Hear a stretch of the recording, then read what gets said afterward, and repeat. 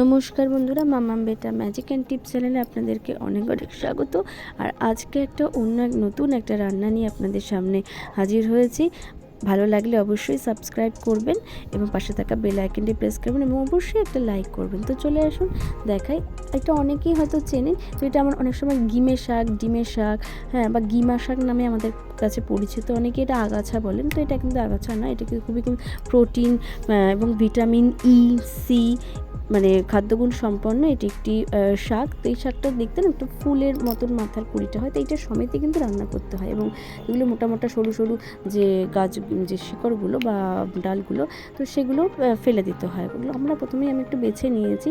আর এটা না আমরা কিনে নিই, আমার বাড়ির পাশেই এটা হয়েছিল, তো সেখান থেকে এটা তুলে নিয়েছি। তার সঙ্গে একটু ভিজিয়ে নিয়েছি ডাল, মসুরির ডাল। তো আজকে একটু মসুরির ডাল আর যে বড় দানার যে আমাদের ছোলার ডাল হয়, তো ছোলার ডাল মিক্সড আপ করে আমার মা বানাবে। তো আজকে হচ্ছে এই যে এটা আপনারা শুধুমাত্র মসুর ডাল দিয়েও বানাতে পারেন এবং তার সাথে পেঁয়াজটাও ইউজ করতে পারেন। আজকে আমরা নিরামিষ বানিয়ে আপনাদের সামনে তুলে ধরবো।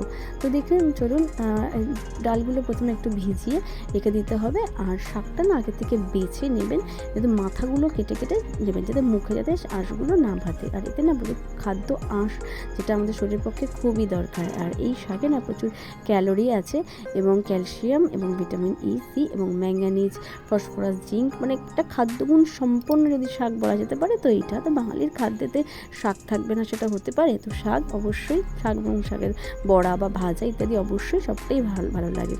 তো দেখুন, এটা ডালটা ভিজিয়ে রেখে একটু আধ বাটা মতন করে নেব। মিক্সিতে পেস্ট করলে কি হয়, একদম না ব্লাইন্ড হয়ে যায় এবং জলটা বেরিয়ে আসে।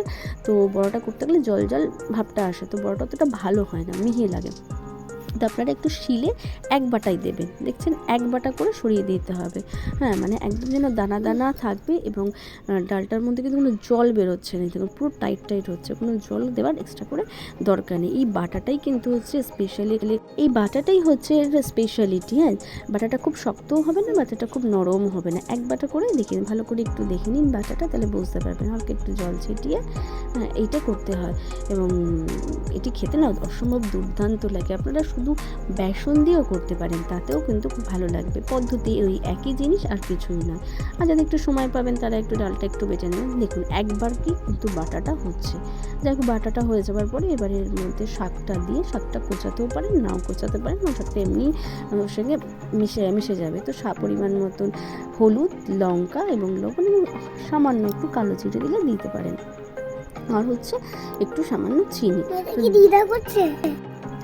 তো মোটামুটি একটু ভালো করে একটু মেখে এবারে আমরা কড়াইতে অল্প তেলে নেব। তো আমরা তো একদম নর্মাল কড়াইতে নিয়েছি, তেলটা একটু বেশি দিয়েছি। আপনারা যদি ফ্রাই প্যানে করেন তাহলে তেল একদম সামান্য নেবেন, তাতেই হবে। এবার এটিকে দিয়ে লো ফ্লেমে প্রথমে করব 5 মিনিট লো ফ্লেমে, মানে 5 মিনিট লো ফ্লেমে এক পিঠ দিয়ে, তারপর একটু চেপে আবার উল্টে আবার 5 মিনিট দেবেন এবং সেটা পুরোটাই লো ফ্লেমে কিন্তু করবেন। বেশি ফ্লেমে মানে আঁচটা একটু বেশি হলে কিন্তু বড়াটা পুড়ে যাবে এবং বড়াটা একটু লাল লাল করে ভাজা হওয়ার পরে তুলে নেবেন এবং গরম গরম খাওয়ার সঙ্গে সার্ভ করবেন। এটি সন্ধ্যের টিফিনে মুড়ির সঙ্গেও খুব ভালো লাগে এবং গরম ভাতে একটু কাঁচা লঙ্কা দিয়ে একটু সর্ষের তেল দিয়ে ওর দুর্দান্ত অনবদ্য লাগে। তো ভিডিওটি ভালো লেগে থাকলে, রান্না ভালো লাগলে অবশ্যই সাবস্ক্রাইব করবেন এবং